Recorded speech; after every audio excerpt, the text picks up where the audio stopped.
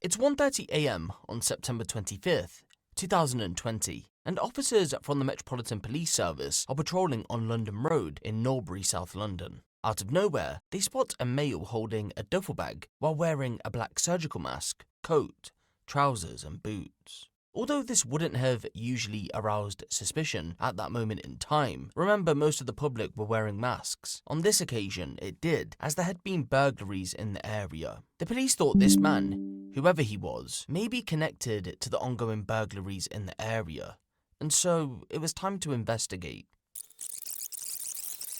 I'm going to detain you under Section 1 of the Police Criminal Evidence Act, okay? The reason for that is there's a lot of burglaries in this area, and I've just seen you walk... You can, just keep your hands out your pockets for now. I'll take it and have a look in a minute, alright? The reason is there's a lot of burglaries in this area, okay? It's 1:30 in the morning. I don't know who you are. You've probably got a totally legitimate excuse, alright? But at the moment, you're walking down the road with a duffel bag, alright? Which I believe may have stuff going to equipped to do a burglary, alright? So I'm just going to search you. In this pocket, I've got my ID. Perfect, okay, that's fine. Don't put your hands in your pockets. Hey, hello, don't put your hands in your pockets, okay? You okay? You're just going to be searched, mate. You're not under arrest. Freaking out now. You okay? Alright, just a bit nervous, yeah? My parents, please. Okay, are they expecting you home? Okay, that's fine. Alright, that's fine. You could be 2 seconds, Do you want me to hold that? It's alright, you're not in trouble. Do you want to be told that? See, like, alright, well, these police are, I guess, a little different out there wherever they're at in London or wherever that's at, because she's looking at his panic as wholesome. Not in the good old US of A. No wholesome panic. Oh, you panicking? Why you panicking? Bam! Over with. Done deal. My colleagues just explained. He was just quickly search you. Mind you, his panic is coming from a foul place because he knows what he got on him. This is all being recorded on body camera. Okay? She's trying to reassure him. He's like, I know, bitch. He said a few of the grounds. He was just going to quickly search you. You're free to go. Okay. He's trying to do a copy of the slip. Okay? I'm going to confess, okay? To what? In that bag is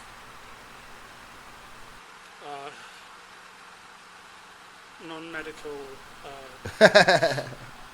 cannabis. That's a then 23-year-old Louis DeZoya. It's not entirely clear what he was doing on the night in question, but to nip it in the bud, he was no burglar. There is one leading theory that has been pushed, and that was he was heading to his parents' home. Not for any regular visit though, as you'll find out shortly. Louis had been addicted to cannabis for roughly 4 years by this point, spending roughly £200 a month on it, which was more than likely why he had it in his possession. He was also diagnosed with autism earlier on in life, which at first glance may explain why he was so nervous when interacting. He copped to the weed, y'all. He copped to the weed. With police. He was visibly shaking. According to medical reports, Louis' autism impacted the way he communicated and interacted with members of the public. But even if autism played a slight role in this nervous exchange with officers, it most definitely wasn't the cause of the initial stress. The stress wasn't caused by the fact he was in possession of cannabis either. Okay, how much have you got in there? I've got... Come on, man. Maybe 3 or so... 3 grams. Okay. Alright, I'm still going to have to search you, alright? Yeah. So, just pass me your phone and your mask, okay? All my concern is at the moment is if you've got anything on that's going to hurt me or you. Any needles, any razor blades, anything like that. Okay, fine. Because you just told me you've got drugs on you, I'm just going to have to put you in handcuffs while I search you. The reason... What's the matter? So the reason for that is people try and do silly things when we search them. They try and hurt themselves, they try and hurt police officers. Okay. Alright? Can you take me into the car, please? Why? Don't resist. Listen to me very carefully. I know. Don't resist. Okay, we'll put you in the car, but put the handcuffs in first, yeah? Okay. Is it someone's watching us? Or? No, take the bag, please. Thank you. Why do you want us to sit you in the car? Just worried, please. Why? Why are you worried? Just... You think your parents might see? No. Why does he want to get in the car? What's he gonna do? He's gonna they gotta search him. They're not gonna search him in the car. If he got a hammer on him, what's he gonna do? Try to hide the hammer in the in the seat of the car, like, or is he autistic and freaking out? Right, get in the car, mate. Control, could I create a CAD for a stop of a person on London Road, junction with Pollard's Hill North, please? Don't put your hands in your pockets. Don't do that again. Do you understand? Hold on. Do you understand? Hold on. Why'd you put him in the car and not search him? Well, I guess, again, this is another country. This would never happen to us. You said you was cuffing him to search him, and he convinced you to put him in the car before you searched him? That's the third time you've done that, and I've told you not to. Next time, listen to me, next time you're going to be handcuffed to the back. Alright? 3 times I've asked you. You speak perfectly good English. Stop doing it.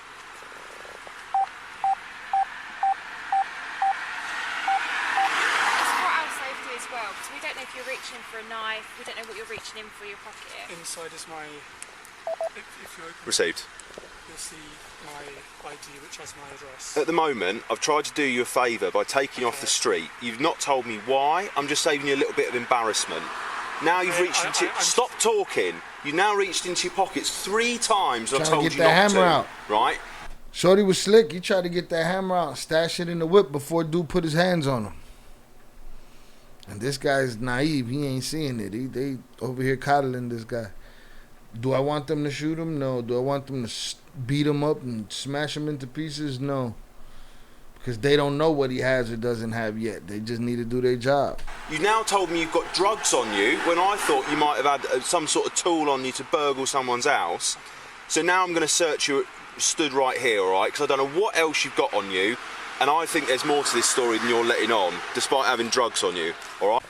You see this app right here, YouTube? I've been getting paid thousands of dollars a month from YouTube without making...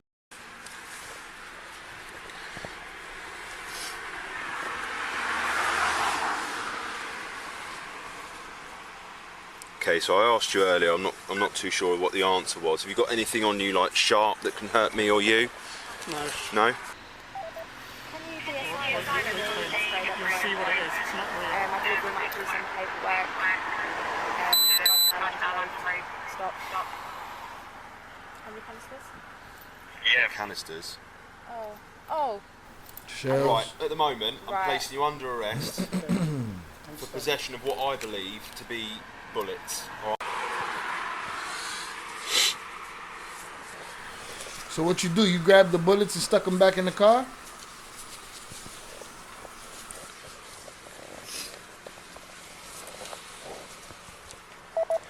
Could I have van and cell space for 1 male adult arrested for possession of what I believe to be bullets on London Road, junction with Pollard's Hill North? How about Keep looking, bro. 1567. Is he gonna claim that the hammer's in the pawn shop like the girl in the other video? I mean that the gun is in the pawn shop. I got bullets, but the gun's in the pawn shop.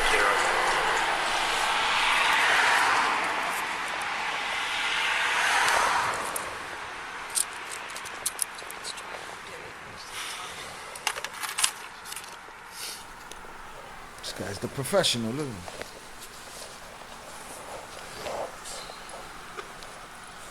You already found bullets.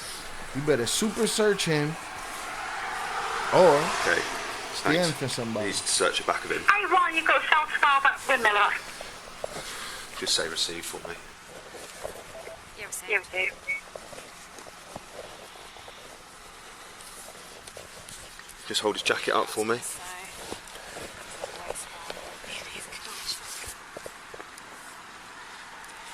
we're changing to handcuffs to rear. Yeah, definitely. Blankets here. You got 1 pair of trousers on? I have a second pair of thermals. Right, okay. He make sure he keeping himself warm while he out there hustling and Okay, burglarizing just search your and gun inside legs. toting. Spread your legs slightly for me, thank you. It's hilarious. Boy, you better pat Where'd him you get the down boots good. from? Yeah, all good. Where'd you get your boots from? You got burglary boots, bro.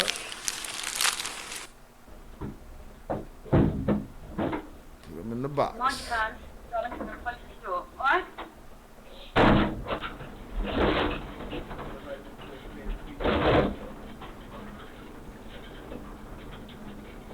Yeah, he freaking out already. Look at his face. Or he just lives with his face. His face is a face of perpetual freaking out.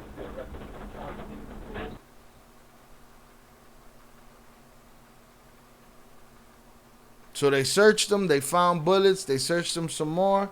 They didn't find nothing else. Do you want me to stay with you? No, it's fine. Now he's sitting here looking like David Blaine. Looking like David Blaine contemplating his escape. A young David Blaine. Bullets, possession of intent to supply, Class B. Who's the other unit that's coming So you probably don't need further search. Yes, 100%. Right, let's sit back. Let's wind them down, but don't take the cuffs off. Yeah, it's fine. Stand up, We're mate. gonna take the cuffs off. Been a bit. Go on. Not understand. I think this is it. I can't understand or hear shit they're saying. What? Please, I think I'm going to pass on. Okay, listen to me. I don't think you are, mate. My name's Matt. I'm the custody officer. Right? I'm in charge. I'm not involved in the investigation. You've been arrested on suspicion of possession of bullets, ammunition, and possession with intent to supply. Class B. Class B. Anything else? Possession with intent to All right, supply a detention's couple not been grams of bud. authorised yet, but I can authorise a search of you under section 54 of PACE. Stand up. They searched them the once. Mate, you were good enough to... Oh! Oh! Shit! He John Wick them. He hit him with the John Wick. Class B. Anything else? That's it. Alright, your detention's not been authorised yet, but I can authorise a search of you under section 54 of PACE. Stand up. Mate, you were good enough to... Wow. Woo-wee. Y'all a little laxed in London. A little laxed in London. Y'all better act like Top Boy happened over there. Cause look at David Blaine, John Wick. Dead center, white shirt's chest. In a tiny little room with two vested up cops. And this little freak out managed to up what seems like a snub-nosed 38. I can't really see it. From behind them. And y'all didn't see it coming. That's bananas. I need to find the legit videos and then find a way to put the uncut videos out, like on a Patreon behind a paywall or something, so I don't get flagged, because I want to see the rest of this melee here. So he John Wicked them. Did y'all see that? Let's play that again. Damn. Class B. Class B. Anything else? That's it. Alright, your detention's not been authorised yet, but I can authorise a search of you under section 54 of PACE. Stand up. Mate, you were good enough to... After being led into a cell at Croydon Custody Centre in South London, Louis managed to grab hold of a Colt antique revolver that he had stored in a holster under his coat and opened fire on custody sergeant Colt. Matt Ratner. Even though Louis had been thoroughly searched, police somehow managed Matt Ratner, even in a holster under his coat, and opened fire on custody sergeant Matt Ratner. Even though Louis had been thoroughly searched, police somehow managed to miss the near foot-long gun That right there is not true. He was not thoroughly searched. That's not correct. He was so not thoroughly searched that he upped the Colt and killed probably the only officer that didn't have a vest in that room. Had been concealed. This would ultimately allow Louis to shoot Sergeant Ratner. Over the space of seconds, police somehow managed to miss the near foot-long gun that had been concealed. This would so it wasn't a ultimately snub. See, I couldn't really see it. Sergeant Matt Ratner. Even though Louis had been thoroughly searched, police somehow managed to miss the near foot-long gun that had been concealed. This would ultimately allow Louis to shoot Sergeant Ratner. Over the space of seconds, 4 shots were fired towards Sergeant Ratner. The first hit him directly in the chest, more specifically, the heart. Wait, how many shots he got? Over the space of seconds, 4 shots were fired towards Sergeant Ratner. The first hit him directly in the chest, more specifically, the heart. After the first shot was fired, officers leapt on top of Louis, but he continued to fire. A second bullet would hit Sergeant Rotner in the leg. The third would lodge into the cell wall, and the final would bounce off the floor and hit Louis in the neck. As Sergeant Rotner lay bleeding to death, more officers ran in the cell and tasered Louis while screaming, "You fucking piece of shit." He was then dragged out of the cell, leaving a trail of blood. So here we go. First bullet hit him in the chest. Second bullet hit him in the leg. Third bullet hit the cell. Fourth bullet ricocheted and hit the shooter, supposedly. And then they tased him and cussed him out. I'm willing to bet they probably shot him with his own hammer. But I don't think tasing would be enough for them. But again, oh, wait a minute. They probably don't even got guns in there, right? I don't know. I don't know how the UK works, man, when it comes to this, you know, no gun culture type shit. That kid had a gun. Damn. So did he survive it is the question. Officers would try their best to keep both men alive until paramedics arrived. They were both bleeding out in Croydon Custody Centre. When they did arrive, both men were still breathing. However, Sergeant Rotner would succumb to his injuries just 2 hours later in hospital. Louis almost met the same fate, but after life-saving surgery, he would go on to survive, although it should be noted that he had been in a coma for months after the surgery. Although he survived, it wasn't entirely clear if he'd ever go on trial because of the condition he was in. The shooting had caused him to have a stroke, which left him with brain damage. Wow, like he didn't have enough? Like that dude we saw didn't have enough brain damage? All right, so was that guy, you know, mentally ill, or, you know, was he high, or, and we're not talking about weed, or is he John Wick? And that was the coldest, he got popped off, and he was like, this is how I'm gonna handle this. You know what I'm saying? Because, wow. Kate on a very basic level. He had also been left partially paralyzed. However, the Crown Prosecution Service wanted to move forward with murder charges 9 months after the shooting, as Louis had somewhat recovered from his injuries. Crazy. His lawyers argued that because he had brain damage, he wouldn't be fit to stand before a jury. But the judge presiding over the case would disagree and gave the go-ahead. You see, Louis was able to communicate at a very basic level using a whiteboard and short phrases. A lot of the time, it would just be one-worded answers. He was also able to somewhat understand questions that would come his way. And so when the judge took all of this into account, the thumbs up for the trial was given. So now they're going to try him. I spoke to Matt 2 days before the shooting. The thing that pains me the most is that he was just 2 months away from retiring. Our words spoken by Matt's brother James Young. Yes, ladies and gentlemen, Matt Rotner was just 2 months away from retiring, but he was sadly murdered in cold blood. Jeez. Matt's life had been one huge roller coaster. He was born in New Zealand to a loving family. As he was growing up, he wanted to follow his dreams of becoming a tennis player. As a part of chasing this dream, he would secure himself a scholarship in America, but ultimately decided he wanted to join the Metropolitan Police when he moved to England in 1991. He would be a police officer until 2020. Once you met Matt, you couldn't forget him. He would take time out to talk to people. He didn't care who you were. It's quite strange, but people who had been previously arrested would turn up to the station because they wanted to chat with Matt. Matt will be missed by many. The same can't be said for Louis. In June of 2023, Louis DeZoya would go on trial for the murder of Matt Rotner. As you know, it was never fully clear why Louis... That don't seem like the mugshot. That's got to be an earlier mugshot. Something from before this case. This is wild, though.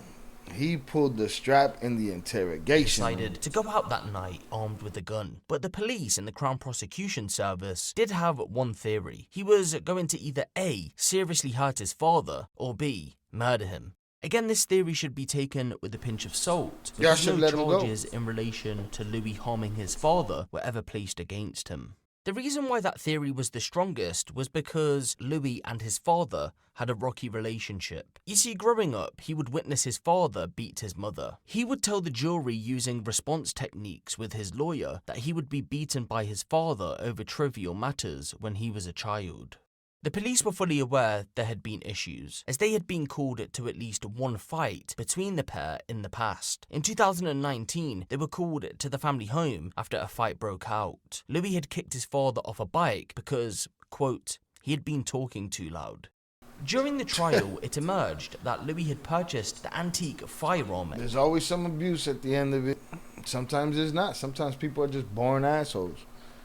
Legally via an auction. It emerged that Louis had purchased the antique firearm legally via an auction website. At that point in 2020, it was legal to do so. His lawyer stated that he had purchased the gun because he had feared the pandemic would lead to food shortages. Therefore, he would use the firearm to hunt wildlife. However, psychologists would tell the jury that Louis had told them he began carrying the gun months before the shooting for protection. He told the psychologists that he had been robbed in a drug deal gone wrong. Louis had lived at a flat in Banstead. That's roughly 10 miles from where he would be picked up by police. He had moved out from his parents' home after dropping out of an engineering course at college and finding employment with the HMRC. Using the experience he had in engineering, he crafted several working bullets for the firearm in his garage at the flat. Those bullets would be used to murder Matt Ratner. During the defense's opening speech, So he made his own bullets in his garage. Louis' lawyers would tell the jury that he never intended to kill anyone that day, even up until the point of the shooting itself. Instead, they explained that due to a lack of personal space, Louis had an autistic meltdown. His autism diminished his responsibility. In other words, he wasn't in a sound frame of mind. So we're when he blaming committed the autism murder. for him up To no in surprise, the jury wouldn't accept the defense, and Louis was found guilty on all charges placed against him. He was handed a life sentence on a life order tariff,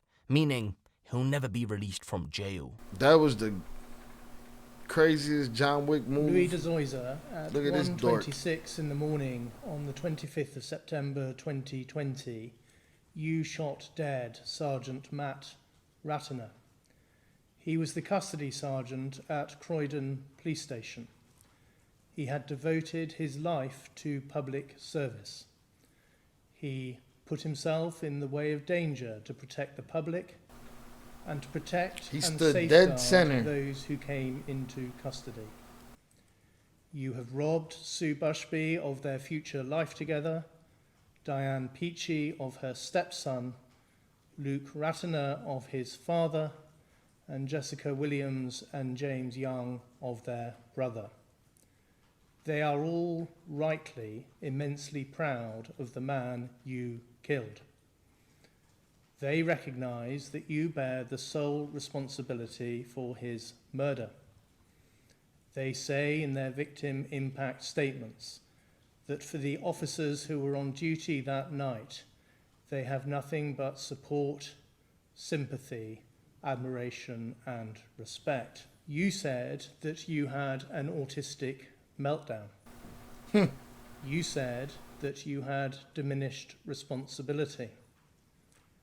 The jury disagreed. The jury found you guilty of murder. The sentence for murder is set by law. It is life imprisonment.